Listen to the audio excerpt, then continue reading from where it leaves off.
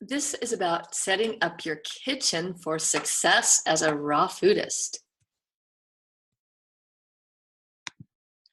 The first thing you want to do is you're going to want to get your kitchen organized.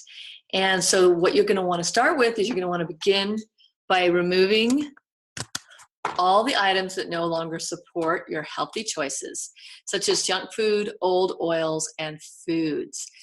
Okay, so if you have some old sticky canola oil in the back of your cupboard, or even some olive oil that's been there for a year and it's not in a dark bottle and it hasn't been in a cool place, maybe you have spices that you've had for a year. So this could be even quote unquote healthy foods.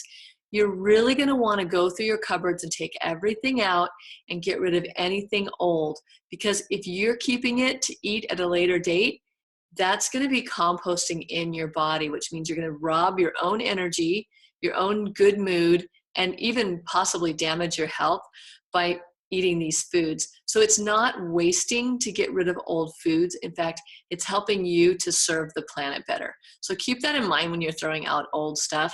And please don't give it to your children or your husband, because they're not going to want to eat it either. So it's okay to throw some stuff out sometimes. Any old half-eaten bags of chips or glutinous pastas that are like a quarter of a bag, or that rice you always thought you were going to cook, just go ahead and get rid of it. And if it's something good that's organic and packaged, you can donate that to a church. Any local church will take food, usually for their constituents, or a food bank. The next thing is to clean out your cupboards and counter surfaces and refrigerator. I've done a lot of consulting, and especially people that are unhealthy. When I go and look in their refrigerator, I'm dumbfounded at what I see, like moldy chicken carcass one woman had in her fridge, or vegetable drawers that haven't been cleaned out in a year and there's goop and gunk at the bottom, things hiding in the back of the fridge. Or are you one of those people that actually your refrigerator is so full it's hard to get new stuff in because you have this ketchup and these sauces and these mustards and mayonnaise and pickles and blah blah blah blah blah that you're never going to eat, but you're like, oh, you just never think to clean it out. So I want you to take everything out of your refrigerator, clean out every single nook and cranny with white vinegar, possibly a little natural soap, totally healthy soap, and get a sponge and gloves like the lady has here, and just get in there and clean, clean, clean. Your kitchen is going to be sparkling and you're going to love it. And then the last thing you're going to want to do is organize according to categories. So we're going to start by organizing according to our equipment, like our knives. So see this here, I have a knife holder like this in my kitchen right near my sink. So every time I wash my knife, instead of leaving it in the drying rack, which could possibly hurt someone, I put it back on the magnetic strip. And it's a great way to keep your knives from clunking around in the drawers, because they could get dull or they could hurt someone or yourself. And so this is the best way. The butcher blocks aren't as good, because every time you stick that knife in, you could kind of be dulling it in that wooden block. So actually I like the magnetic strips the best. The next thing is any dehydrated snacks. Maybe you've already made your first batch of flax crackers or dehydrated almonds, or our seasoned seeds, which are so yummy and tasty. You want to buy some really pretty glass jars. If you live in the US, you could go to places like Target or Walmart or the Container Store. And there's another one we really like called Home Goods. And they have these beautiful glass jars with rubber sealable lids so that the air doesn't get in and out. And then that way we have our crackers on the fridge, or sitting on the countertops. So whenever the kids or you or anybody is hungry for a snack, you're going to be able to see it, and it's right there and it's all organized. You can also just buy those quart size or liter size mason jars, the wide mouth. Keep your crackers or nuts and seeds in that, your dry ones, and then have that in your pantry. So every time you go in there looking for something, that's what you're going to see first. You're going to want to put your blender in a place that you can use it maybe up to 4 times a day. I use my blender a lot, and I'm surprised sometimes how often I use it. Like in the morning, I'll blend up either my bulletproof coffee or my hot tea with some coconut oil in it. Or I'll make a smoothie, and then by afternoon I'm blending up, maybe I'm making a batch of cheese, or there's so many different things. I'll get more into blending later, but don't put it away under the cupboard with a towel over it. Keep it out so you can use it. Food processor, you just want to keep that close by. Maybe you have one lower cupboard that has all of your equipment in it. So every time you need something, it's not like where you have to get a ladder out every time to get to your food processor. You want it to be something you can just bend down and grab out of the cupboard. And because it is something you're going to use not nearly as much as a blender, but you will use it at least 1 or 2 times a week. Dehydrator, I like to keep in my garage, or we live in the desert, so we can have it outside in good weather.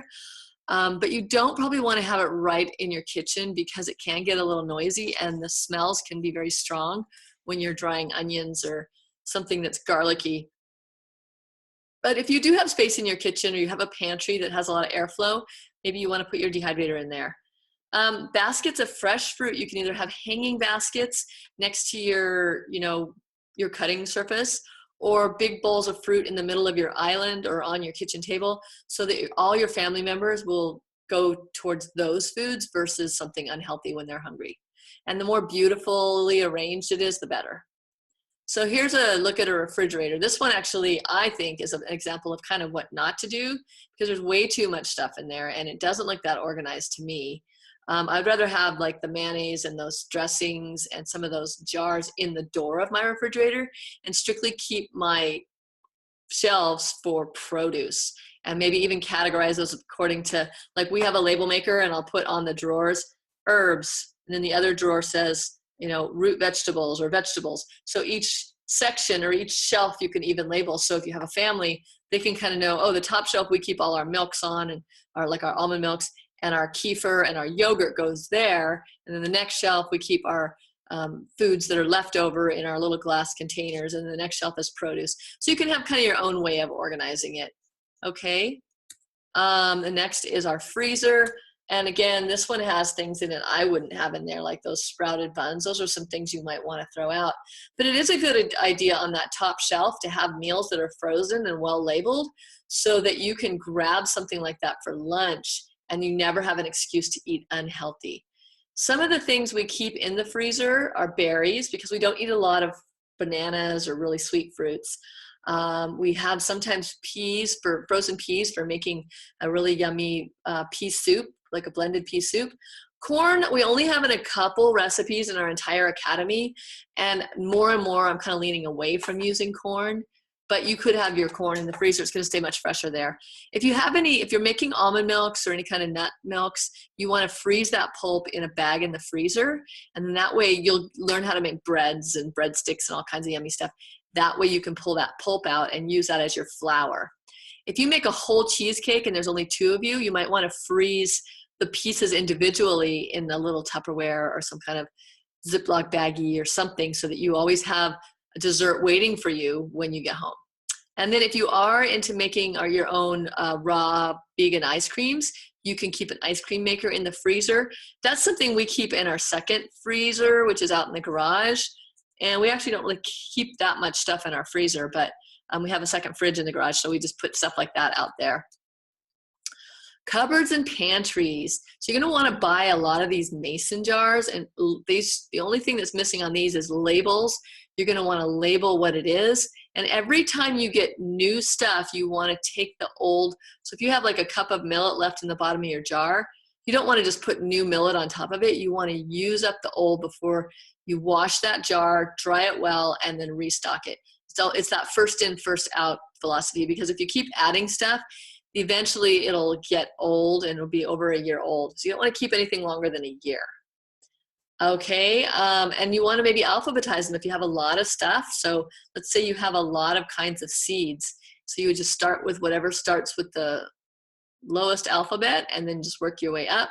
And we have a lot of spices that we like to alphabetize, because I want to know that the onion powder is going to be farther towards the right and the cinnamon is going to be farther towards the left of my shelf. So that way I know which is which and what I'm doing and where I'm going. Okay, yeah, nuts and seeds. I talked about grains and beans. We don't use a whole lot of grains. We don't do any raw beans. But if you are someone who cooks your own beans, everything should go in jars. That keeps you from getting moths, and it keeps your pantry really beautiful and organized. And then also your cutting boards, you might want to have, maybe you have something right next to the sink where you can keep them. Keep them dry and keep them handy so you can get to them easily. Under the sink, you're going to want to keep stuff that you're going to use regularly, like don't just stock under your sink a bunch of chemicals. In fact, get rid of all bad chemicals. Or if you have something that you know you have to use every once in a while, like bleach, keep that out in the laundry room or in the garage so it's not under your sink. Hydrogen peroxide is something we'll talk about later when we talk about soaking nuts and seeds. It keeps everything really clean, and it actually gets stains out of your clothing without using chemicals. We like to replace our sponges often, so you might want to buy a whole package of them and make sure you're weekly or twice a week either washing the sponges in a dishwasher or getting rid of them. Natural dish soap, I've seen so many people go all organic and then they're still using a blue liquid Dawn detergent or something palm olive that's green. You want to get rid of all chemical soaps. And if you're not ready yet, at least when that bottle runs out, you're going to want to replace it with something clear and natural with no solvents or chemicals in it. Natural veggie wash, I don't use so much because I pretty much stick with organic. But if I do have an especially dirty batch of kale or something like spinach, I'll soak it in a sink full or a big bowl full of water with a cap full of white vinegar. And that's just as good as any veggie wash, and it'll save you a lot of money. And then anything for cleaning your cutting board, we use the white vinegar in a spray bottle with some water, maybe some orange oil, orange essential oil, or there's something called citrusol, or any kind of essential oil that you like the smell of. That's all you really need is vinegar and water. Will clean most stuff really well, and it'll just disinfect it. Okay, so now it's your turn to also make some notes. So I want you to think about your kitchen and 3 things about your kitchen that you already like what have you done well already? What do you like? 3 things that you might want to change. Do you want to add maybe some curtains? Do you want to brighten the kitchen up by adding more lighting or changing the color of the walls or painting the cupboards? And then, so usually we're talking to people when they're at our course, so you're already home. So what changes can you make soon to get you more excited about being in your kitchen? So maybe even just bringing in flowers, treat yourself to flowers once a week. Okay, so just take a moment and write that down.